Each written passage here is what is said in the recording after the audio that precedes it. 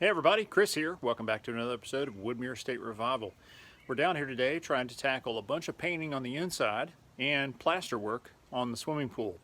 I've been wearing this Tyvek suit all day, sweating my rear end off using a grinder with a diamond cup wheel to smooth out sections of irregular plaster, to knock off sections that have become unbonded from the concrete below, and also to kind of smooth the transition area between the old plaster and the new tile, trying to make sure that we don't have any like ledge or lip of plaster in between the tile and the plaster.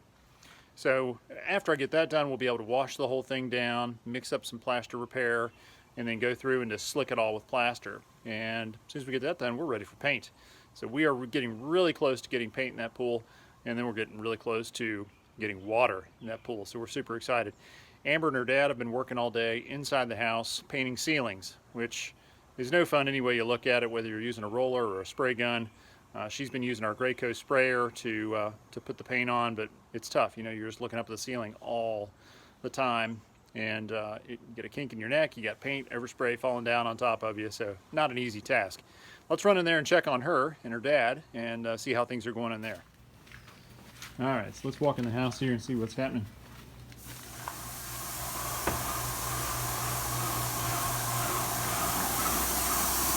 Amber's working the paint gun back and forth. She put one coat on going end to end, and now she's doing a coat going side to side to make sure she's got good coverage. And as you can see, I mean, looking straight up at the ceiling and then having that overspray falling down on top of you, not fun. Originally she was wearing the Tyvek suit as well, but she just found that she was getting so hot in that thing because the house is not yet air conditioned. So she ended up going with an old sweatshirt to protect her extremities there. And then a pair of shorts, that's actually working out pretty good. Thankfully we're using latex, so not a big deal. Yeah, you're doing awesome. Got Gene over here providing support, holding the hose, trying to keep everything straight and keeping the paint bucket full. So the ceiling paint's looking really good. And they were working in here earlier trying to get the ceiling in the living room cleaned up. There's a few tiny little cracks that we got to get patched in the ceiling. And then some stains, we're going to put some shellac primer over those. Make sure that none of that comes through the paint. Let's take a walk outside and check out what I've been up to in the pool. Our excavation contractor did a lot around here the other day. After we pulled Neptune out of his fountain, our excavation contractor came back with his mini excavator and pulled up the fountain base, pulled up the pool. And you can see they had a ton of rebar in that thing. It was pretty stout. I didn't think it was going to be that much to it, but apparently lots of rebar, lots of concrete. So he had fun getting that thing out of there. And then all across the back of the hill here, there were big trees that we cut down when we first bought the place. And he pulled all those stumps up for us. So now we gotta get rid of those, but it just looks so much better to have those stumps gone. He'll come back later on after he gets this junk out of here and kind of grade the hillside and get it smoothed. And then over here, you can see this is where Neptune's pond was. This pond's but a memory. Neptune, of course, he'll be coming back after we get done with the concrete patio. We'll bring him back here and put him back in position. But they got this smoothed over very nicely. And then, of course, we'll have the all this dirt and everything will go away. We're going to kind of take some of it and build up this corner a little bit so we can swing the patio around the end. And then the rest of it kind of gets spread down over the hill to even out the front yard a little bit. Get that looking good. So down in the pool, let me show you what I've been up to. When we took the original water line tile off, some of them came off with great difficulty. Some of them popped off very easily. The ones that came off pretty easily, unfortunately, had some concrete spalling in behind. So the tile, the joint had failed, the grout had failed. They hadn't kept up the caulk in between the coping and the tile. And so a lot of that was damaged. And in other areas, they were more difficult to get off. So down through here, you can see we had a lot of plaster that popped loose. So water just worked its way down in there and the freeze and thaw cycles had kind of unbonded that and popped it loose. So as we took the tile off, big chunks of plaster fell off. So I've had to go through here with the grinder, and any areas that are kind of hollow sounding, I'll grind down more. The rest of this, there was a little bit of a lip, where we had to take off some of the loose spalling concrete where the tile was. So there was a bit of a lip there, so I ground that down. We didn't want people to feel that lip in between the old plaster and the new tile. So here I've just gone through and kind of beveled it. And then we'll fill in the area in between the tile and the plaster with fresh plaster patch. And then all down through here, you can see I've already used the grinder to go through and just kind of bevel and smooth and remove any loose sections of plaster. And once I get my plaster patch mixed up and spread out through here, you'll never know that this was ever exposed. But no, it hadn't snowed. That's just plaster. That's why I'm wearing a suit and wearing the respirator, goggles, face shield, all that sort of stuff. I'm taking chances on getting that junk in my lungs or in my skin. So this is where I quit, and I've got to do this section down through here to the very end of the pool. So once I get that finished, we'll take a garden hose and wash the walls down, get all the dust and everything off of them. Then we'll come through with acid and do an acid wash, muriatic acid, and that'll just kind of etch the concrete and get it to hold the new plaster. And then we'll mix up a bonding slurry using some white cement and some weld bond glue, and then follow immediately behind the bonding slurry with the new plaster patch compound. And our plaster patch mix, we'll use that to kind of slick everything and get everything nice and smooth and even and ready for paint. So I'm gonna get back to it and see what all can get knocked out here. All right, so I just finished grinding off the last of the plaster right there at the transition between the old plaster and the new tile. And man, this suit, I tell you, it's nice and comfy out here in these 90-degree days in the pool. Keeps chemicals off of you, dust off of you. Also keeps you from sweating and cooling down. Actually, you still sweat. It just doesn't evaporate, doesn't cool you down. It just pools inside your suit. It's lovely. If you haven't tried it, I highly recommend it. On a serious note, let's take a look and see what everything looks like now that we got it all ground down.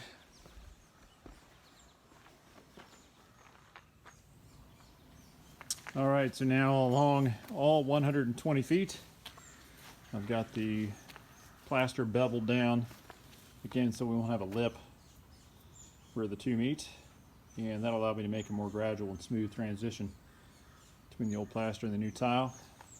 It'll feel better, it'll look better. We uncovered some areas of plaster that had unbonded from the layer below. You can see how some of that stuff just chipped off or came off in big chunks. So it was good that we discovered all that. That means that later on we won't have issues with the new stuff popping off because water's getting behind there, leaking through and causing everything to fall apart. So it's good to get all that taken care of. So now the next step is cleanup. We got to clean all this junk up, and we got to wash the pool down. And like I said, we got to use muriatic acid to etch everything. And then after we're done with that, then we can finally do our bonding slurry and start going back with our plaster. So we're going to try to get as much of that done this afternoon as we can. So we are back down at the house today working on the swimming pool. It is stinking hot already. I just got done using muriatic acid to wash all the bare concrete and everything where we're going to be patching, and got all that clean and just washed down. Now we're getting ready to mix up our bonding slurry. So it's like a weak concrete mixture that you use to kind of get the next layer to bond, and then after that we'll mix up our plaster patch mix, and we'll go ahead and get that applied to all the areas around the pool where there's any breaks in the plaster, any weak spots, anything that we've opened up as we remove the water line tile and everything else. So we're going to keep trucking here and try to get all that plaster patch on today. If we get that done, next step is to paint the pool. So we're super excited about that. All right, let's see what we get accomplished. All right, ladies and gentlemen, your favorite YouTube star has now arrived on the scene. I don't think Chris appreciates that. All right, so I am here helping Chris, and we have started the slurry, which is what is in here. That's what I'm putting on. It's a mixture of the cement and water and weld bond glue, and I've been brushing that on, and then Chris is going over it with our cement and sand mixture. Plaster. So we are here in the hot of the day trying to get this finished. So wish us luck. All right, so this is what we got done so far. Here you can see what it looked like before. That's after it's been acid washed and rinsed. This is with bonding slurry, and then from here on over, you can see I've got the plaster pressed into place and roughly finished. Now that this is set up for a while, we'll come back through with a sponge float, which is soaking in the bucket there. And we'll take that and kind of polish the surface a little bit, remove the residue from the tile and some of the excess plaster from the concrete and everything around it. And then I'll come back through and I'll hard trowel it one more time just to get it nice and slick. So getting ready to start the sponge float process. And then we'll have to mix up a new bucket of plaster and keep on trucking down the pool, making good progress so far. All right, so we got one entire long side of the pool done. Amber's gone through and she's putting the bonding slurry on, and then I'm coming back through and putting the plaster patch on. And then we're letting it dry a little bit. We're hitting it with the sponge float, and then coming back again and hitting it with the trowel to smooth it out one more time. And it's turned out pretty good. I am no plasterer, so there are some sections that we'll have to go back and hit with a little light sandpaper before we put the paint to it.